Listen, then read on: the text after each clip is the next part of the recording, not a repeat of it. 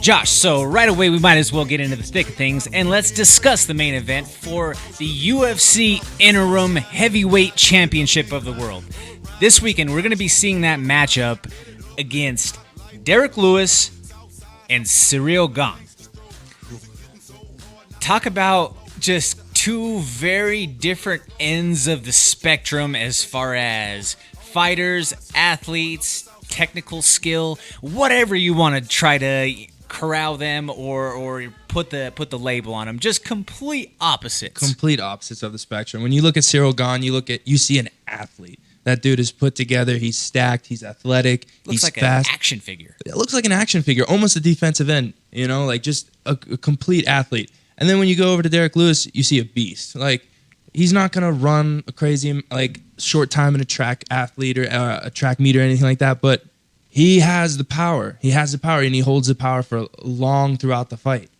Oh, yeah. Listen, all conventional means of analysis and breakdowns and whatever other expertise you want to typically bring forth when analyzing or bringing forth your predictions on fights can be thrown right out the window whenever you have a Derek Lewis fight. You have the Frenchman, just like you say, he's the new wave of talent, Josh. Like this guy is good everywhere. He's well-versed in his submission skill set. He's one of very few guys in the heavyweight division that's ever pulled off leg locks. Yeah. He's able to put you out at any point. He's a master of the 8 limbs with his Muay Thai. It's just, you want to talk about grading guys out. Your training camp has just started. I know you're a Steelers fan over there, so we give you a little bit of love. This is Bronco country, but in football or other sports, it's a common thing to grade guys out. Mm-hmm. So if we're talking in this particular matchup or between these two combatants, the better grappler, Ciryl Gane. The better overall striker, Ciryl Gane. The better conditioned, Ciryl Gane. In general, the higher fight IQ. What is Ciryl Gane?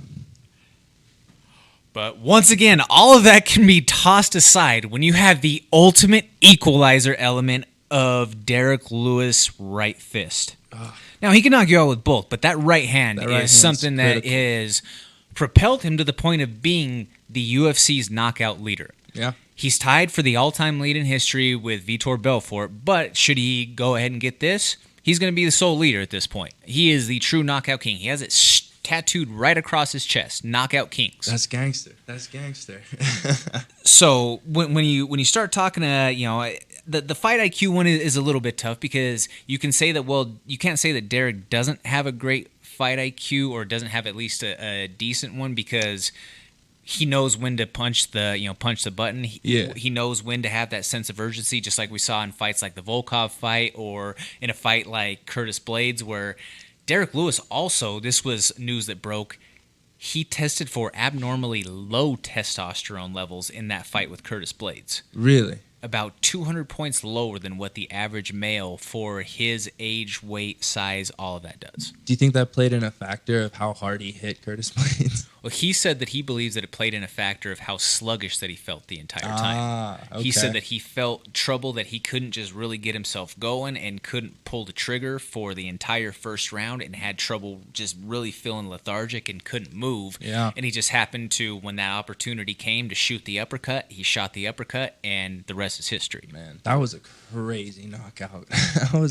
Knockout. But I've heard things before, and I think with Derek Lewis it's true. The laws of MMA don't apply to Derek Lewis. No, the laws of MMA just don't apply. I mean, we've seen in certain situations where you have savvy grapplers, big, strong guys who are on top of Derek Lewis, and he just, just get up. Just get up. He just gets up. Well, Derek Lewis is one of the only people on planet Earth that can, in times, just get up and it works. Yeah. He's just that big, that strong, that much of a freak, period, to where he can do those sorts of things. On the flip side, Josh, say they were to find themselves in a scramble or end up in this position to where Derek Lewis is on top, whether in half guard or inside control, to Cyril Gane, who would have his hips flat and his shoulders flat. That's a very, very bad position for Cyril Gane to be in. Yeah. That's a very bad position, one. and you might as well start counting the clock because it might not be long before he's It's not out. going to take many shots to get him out of there, no. But we really haven't seen Gane off his back. So, like, yeah, he dropped down for that heel hook, but that wasn't a prolonged time on his back, you know. So, I mean, is Derek Lewis going to be a wrestler? Do you think he's going to try and tire him out? My only counter to that is looking back at a recent example between Ryan Hall and Ilya Topuria, where Derek Lewis he has that downward force that is just otherworldly. The violence that he generates with his hammer fists is something that I feel like it's not the same of what every striker does. No, not at all. That's why I mentioned if he gets down into that half guard, that's a very, very bad spot. If Derek Lewis can just sit here and just boom, I mean, he's going to rest his gut right over the top of him, secure that position, and just go to work with those hammer fists. That's not a good night for anybody. I don't care if you're Cyril Gane. I don't care if you are Francis Ngannou, who Derek Lewis has a win over, mind you. He does, yeah. Either way, the outcome of this fight produces a storyline that can be sold for the next fight. Obviously, for the unification bout, Francis lost in the first fight, arguably the worst heavyweight fight in UFC history against Derek Lewis, mind you. But you can also sell the storyline of the former training partners in Cyril Gane and Francis Ngannou. Yeah. And they're both freaks of nature. Like, look at them. They both just... That's good. If that matchup were to happen, hypothetically, that would be the craziest matchup because of the way they both look, how athletic they are, how they both have just these intangibles when it comes to athleticism.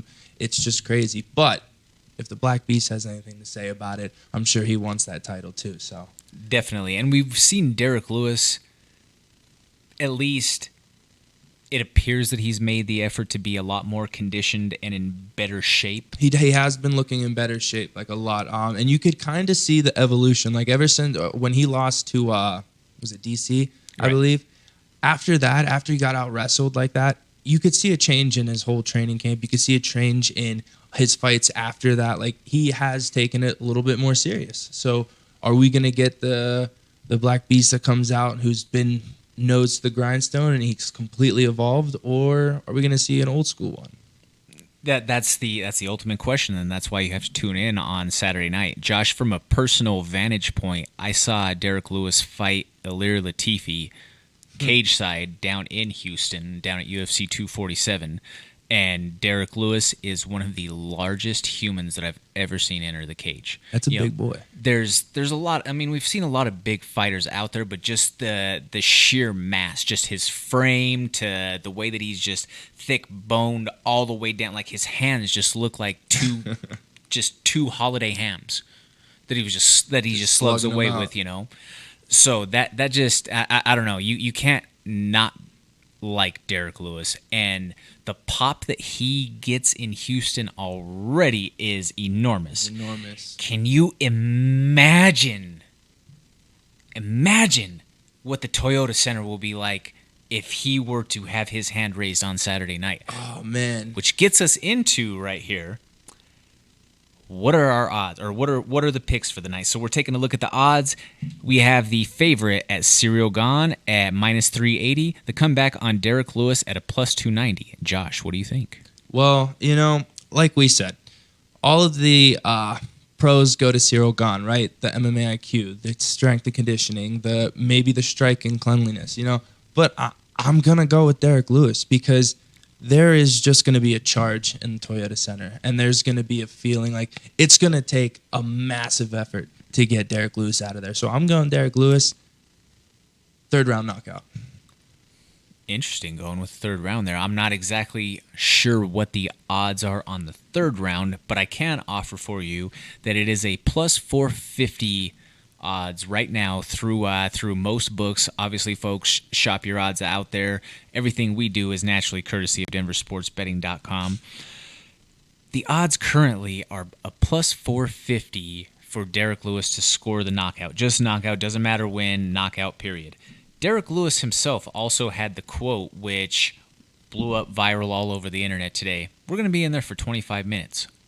All I need to do is touch him once in that 25 minutes. Yeah. And that was just, there's just a certain level of like cold-blooded gangster to that statement that just like, man, like that sells me on the Black Beast right there. Like, Yeah. Obviously, Surreal Gone is by all conventional means the more polished or technical guy. I just can't go against Derek Lewis in Houston. Yeah, it's hard to pick. And to come back on that, Jordan, Derek Lewis by knockout in the third round, plus 2,500.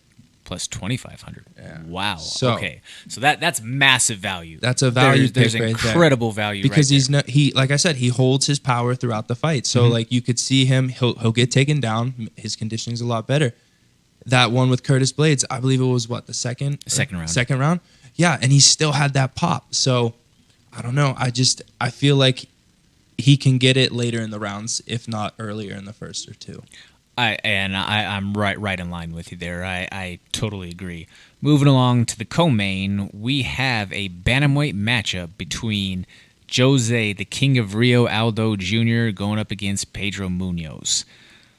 Josh, when we take a look at this matchup, we see two guys who are almost to the date the same age. They're only 2 days apart, which is crazy. Crazy to think about. And most people also don't realize that Jose Aldo Jr. is only 34 years old.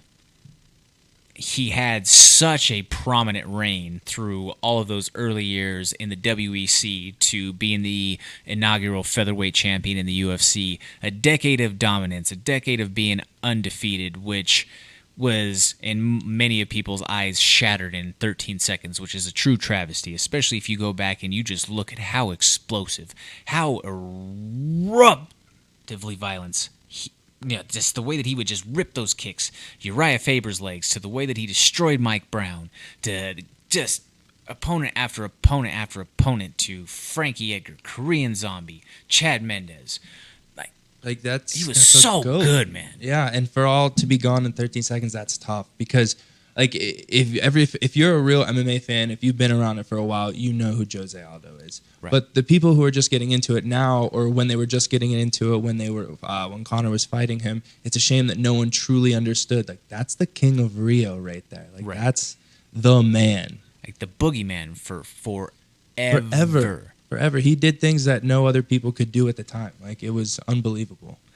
And then you have a guy like Pedro who it might work to his advantage that he doesn't have all of those miles on the tires, if you will. Yeah. Because speaking of that prestige that Jose Aldo brings in with all of those wars and all of those high-level fights, all of the championship, bright light, pressure, whatever you want to, put that token term to, that also means, though, that he was going through a lot of wars, a lot of high-level battles with just guys that were at a different level than what Pedro has fought. Yeah. It's not to say that Pedro hasn't recently or through the last few years fought very high-level guys, but Jose Aldo was a champion for basically 10 years. He was a champion in his early 20s, one of the youngest ever. So, and even after he lost it, even after he lost the championship, like, they still fed him to killers. Like, well, you got to get through this guy now. So he would have absolute wars. And yeah, the Pedro Munoz hasn't been in those type of wars, so that does play a little bit of an advantage for him. Outside of the Pedro Munoz and Jimmy Rivera fight of the year candidate earlier this year, and I believe it was February, you're exactly right, Josh. He doesn't have the long list of wars to his resume that are to the extent that the way that Jose Aldo has. Yeah. But to give credit where credit's due, Pedro Munoz is not an easy night for anyone, man. He's got solid wrestling. He's got good top game once he gets to that point. How does that work against a black belt like Jose Aldo? I'm not completely sure there. But Josh, what really has been the major conundrum for me, or something that I've pondered for so long with Jose Aldo Jr. is what happened to the kicks? Where did that just vicious, lethal weapon that he used for so long ago. And my question is, and this is for all of you Conor McGregor stands out there, once you have those injuries, once you have those body parts that are repaired, they're not the same. They're not. Like you think that you're going to kick like a bionic man and that you're going to be, Wolverine from X-Men covered in adamantium, and it's going to hurt them more. As a bionic man. Yeah, stiff. It typically it hurts a lot more when it hurts you more when you're throwing it, right? Yeah. Also, you can speak to this. Sometimes it may not necessarily be that you needed to have something repaired, but you threw a kick that someone checked and it really messed up you. It caused some bone spurs or some severe trauma somewhere throughout that to where you don't want to throw that anymore. No. Or it gets to the point to where you can, and we saw it in the fight with Chito that he threw a little bit more kicks, but I've just questioned what is the wear and tear on his knees for so many years of throwing those kicks, whether it be in actual combat situations or just ripping the bag. How shredded are his knees at this point, and is there maybe some underlying injuries that could be keeping him from showing us those kicks that he was once so well known for? Yeah, I mean, that could play a huge factor in it. That's why we've probably seen him with a heavier boxing stance as of late. But I mean, with all that trauma, and he's still winning, and he doesn't even throw those kicks, but he's still pulling off wins nowadays. I mean, if we can get the kicks back, maybe we'll get the old Jose back. But he's winning right now with just pure boxing, So if it works, it works. Which is a fair point, but I do think that maybe a certain aspect of that. Sometimes we also see guys that learn. He became more of a traditional boxer later on in his career, and sometimes guys shy away from what originally got them to the dance. There, yeah. But I don't know. Like, Jose doesn't do a ton of media. He doesn't really speak much English, so it's hard to get an inside look at what's going on with him. He probably saw Anderson break his leg, and he was like, you know what? Never again. Never again. Could very well be something along those lines. Let's get to the odds here real quick. The favorite in this fight is Jose Aldo Jr. at a -115, with Pedro Munoz sitting at a -105. Who do you have? I got the King of Rio. I'm never going to not pick Jose Aldo. I think that he shows up on fight night and we get a glimpse of the old champ. I like that pick right there. I'm going to go with the same. It's something about the nostalgia for me that I liked what I saw against Chito. I think that Jose is able to parlay that success. I don't necessarily like a finish in this fight, but I do like the pick for Jose Aldo Jr. Yeah, but that hook to the body that Jose throws, like the way he got Jeremy Stevens with it, could be nice here. It could be. I'm just not in love with the finish. If I'm taking safe bets and trying to maximize my dollar value, that one's a little bit too risky for me. If you're trying to get crazy, bet Jordan $5 right now. It's a body shot that ends the fight. Stick around after the break, folks. We're going to be getting into some of the iconic moments in UFC interim history. Hit us up on the Go Fast Energy Drink hotline and text line at 303-831-1340. I'm Jordan Kurtz, sitting alongside Josh Fremd. This is the MMA Plug presented by DenverSportsBetting.com on Mile High Sports Radio, 98.1 FM.